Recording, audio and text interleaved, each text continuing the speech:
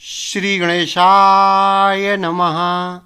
एक बार प्रेम से बोलो श्री शंकर भगवान की जय। शिव पुराण वायवीय संहिता अध्याय 11 वर्णाश्रम धर्म तथा नारी धर्म का वर्णन, शिव के भजन चिंतन एवं ज्ञान की महत्ता का प्रतिपादन।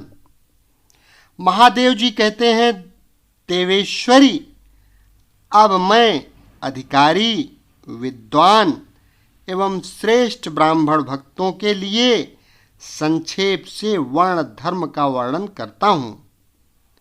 तीनों काल स्नान, अग्निहोत्र, विधिवत शिवलिंग पूजन, दान, ईश्वर प्रेम, सदा और सर्वत्र दया, सत्य भाषण, संतोष, आस्तिकता, किसी भी जीव की हिंसा न करना, लज्जा, श्रद्धा, अध्ययन, योग, निरंतर अध्यापन, व्याख्यान, ब्रह्मचर्य, उपदेश श्रवण, तपस्या, क्षमा, शौच, शिखा धारण, यज्ञोपवीत धारण, पगड़ी धारण करना, दुपट्टा लगाना, निषिद्ध वस्तु का सेवन न करना, रुद्राक्ष की माला पहनना, प्रत्येक पर्व में विशेषतः चतुर्दशी को शिव की पूजा करना, ब्रह्मकूर्च का पान, प्रत्येक मास में ब्रह्मकूर्च से विधिपूर्वक मुझे नहलाकर मेरा विशेष रूप से पूजन करना, संपूर्ण क्रियान्न का त्याग, श्राद्धान्न का परित्याग, बासी अन्न तथा विशेषतः यावक यानी कुल्थी या बोरो धान का त्याग, मद्य और मद्य की गंध का त्याग, शिव को निवेदित चंडेश्वर के भाग नैवेद्य का त्याग, वे सभी वर्णों के सामान्य धर्म हैं। ब्राह्मणों के लिए विशेष धर्म ये हैं: क्षमा, शांति, संतोष, सत्य, अस्तेय यानी चोरी न करना, ब्रह्मचर्य, शिव ज्ञान, वैराग्य, भस्म सेवन और सब प्रकार की आसक्तियों से निवृत्ति। इन 10 धर्मों का ब्राह्मणों का विशेष धर्म कहा गया है। अब योगियों, यतियों के लक्षण बताए जाते हैं। दिन में भिक्षान्न भोजन उनका विशेष धर्म है। यह वानप्रस्थ आश्रम वालों के लिए भी उनके समान ही अभीष्ट है। इन सबको और ब्रह्मचारियों को भी रात में भोजन नहीं करना चाहिए। पढ़ाना, यज्ञ कराना और दान लेना, इनका विधान मैंने विशेषतः क्षत्रिय और वैश्य के लिए नहीं किया है।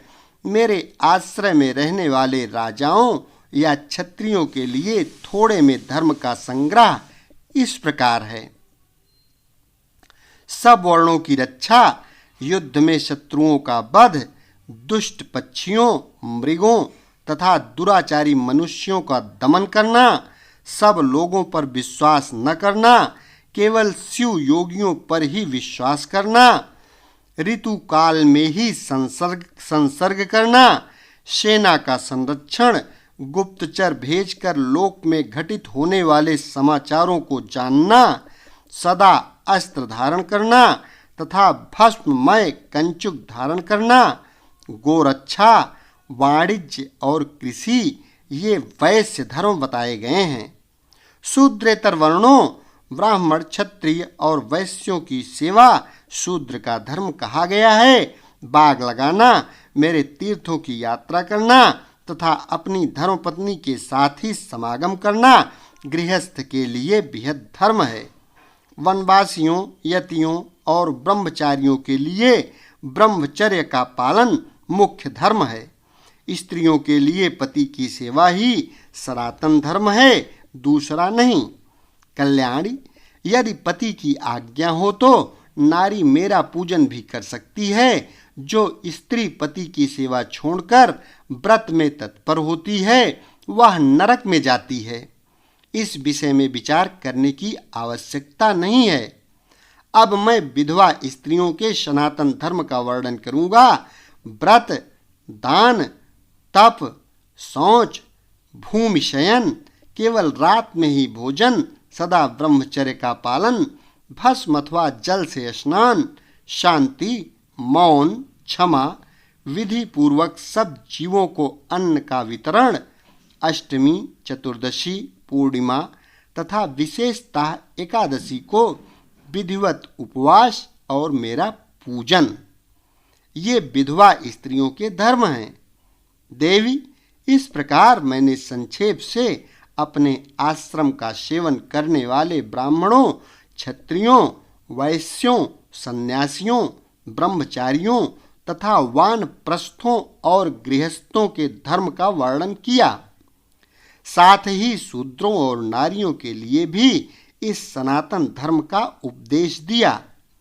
देवेश्वरी, तुम्हें सदा मेरा ध्यान और मेरे खड़अक्षर मंत्र का जप करना चाहिए। यही संपूर्ण वेदोक्त धर्म है और यही धर्म तथा अर्थ का संग्रह है। लोक में जो मनुष्य अपनी इच्छा से मेरे विग्रह की सेवा का व्रत धारण किए हुए हैं, पूर्व जन्म की सेवा के संस्कार से युक्त होने के कारण भावातिरेक से संपन्न हैं, वे स्त्री आदि विषयों में अनुरक्त हों या विरक्त, पापों से उसी प्रकार लिप्त नहीं होते जैसे जल से कमल का पत्ता। मेरे प्रसाद से विशुद्ध हुए उन विवेकी पुरुषों को मेरे स्वरूप का ज्ञान हो जाता है। फिर उनके लिए कर्तव्य का विधि निषेध नहीं रह जाता। समाधि तथा शरणागति भी आवश्यक नहीं रहती। जैसे मेरे लिए कोई विधि निषेध नहीं है, वैसे ही उनके लिए भी नहीं है। परिपूर्ण होने के कारण जैसे मेरे लिए कुछ साध्य नहीं है, उसी प्रकार उन कृत ज्ञान योगियों के लिए भी कोई कर्तव्य नहीं रह जाता है। वे मेरे भक्तों के हित के लिए मानव भाव का आश्रय लेकर भूतल पर स्थित हैं। उन्हें रुद्रलोक से परिभ्रष्ट रुद्र ही समझना चाहिए, इसमें संशय नहीं है।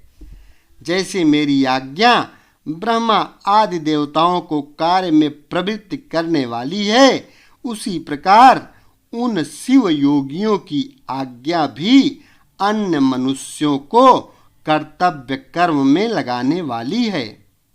वे मेरी आज्ञा के आधार हैं, उनमें अतिशय सद्भाव भी है, इसलिए उनका दर्शन करने मात्र से सब पापों का नाश हो जाता है तथा प्रशस्त फल की प्राप्ति को सूचित करने वाले विश्वास की वृद्धि होती है। जिन पुरुषों का मुझ में अनुराग है, उन्हें उन बातों का भी ज्ञान हो जाता है जो पहले कभी उनके देखने, सुनने या अनुभव में नहीं आई होती हैं। उनमें अकस्मात कंप, स्वेद, अश्रुपात, कष्ट में स्वर्विकार तथा आनंद आदि भावों का बारंबार उदय होने लगता है। ये सब लक्षण उनमें कभी एक एक करके अलग अलग प्रकट होते हैं और कभी संपूर्ण भावों का एक साथ उदय होने लगता है। कभी विलग न होने वाले इन मंद, मध्यम और उत्तम भावों द्वारा उन श्रेष्ठ सत्पुरुषों की पहचान करनी चाहिए। जैसे जब लोहा आग में तपकर लाल हो जाता है, तब केवल लोहा नहीं रह जाता, उसी तरह मेरा सानिध्य प्राप्त होने से वे केवल मनुष्य नहीं रह जाते, मेरा स्वरूप हो जाते हैं। हाथ, पैर आदि के साधर्म से मानव शरीर धारण करने पर भी वे वास्तव में रुद्र हैं। उन्हें प्राकृत मनुष्य समझकर विद्वान पुरुष उनकी अवहेलना न करें।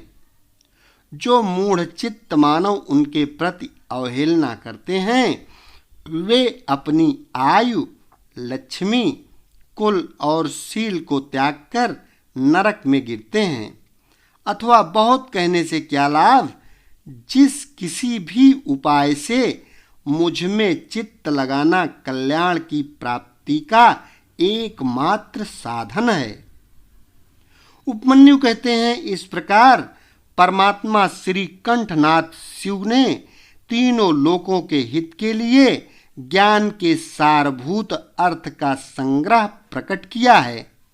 संपूर्ण वेद शास्त्र, इतिहास, पुराण और विद्याएं इस विज्ञान संग्रह की ही विस्तृत व्याख्याएं हैं। ज्ञान, ज्ञेय, अनुष्ठेय, अधिकार, साधन और साध्य, इन 6 अर्थों का ही यह संक्षिप्त संग्रह बताया गया है। श्री कृष्ण जो शिव और शिवा संबंधी ज्ञानामृत से तृप्त हैं और उनकी भक्ति से संपन्न हैं, उसके लिए बाहर भीतर कुछ भी कर्तव्य शेष नहीं है। इसलिए क्रमशः बाह्य और आभ्यंतर कर्म को त्याग कर ज्ञान से ज्ञेय का साक्षात करके फिर उस साधनभूत ज्ञान को भी त्याग दें। यदि चित्त शिव में एकाग्र नहीं है तो कर्म करने से भी क्या लाभ, और यदि चित्त एकाग्र ही है तो कर्म करने की भी क्या आवश्यकता है।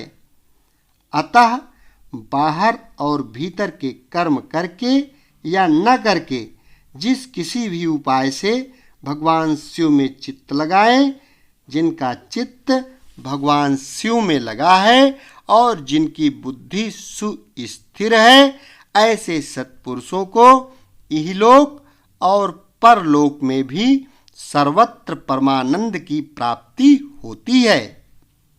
यहाँ ओम नमः शिवाय इस मंत्र से सब सिद्धियां सुलभ होती हैं। अतः परावर विभूति उत्तम मध्यम ऐश्वर्य की प्राप्ति के लिए इस मंत्र का ज्ञान प्राप्त करना चाहिए। अध्याय 11 संपन्न हुआ। एक बार प्रेम से बोलो देवादिदेव महादेव श्री भोलेनाथ शिव शंकर भगवान की जय। शेष अगले भाग में।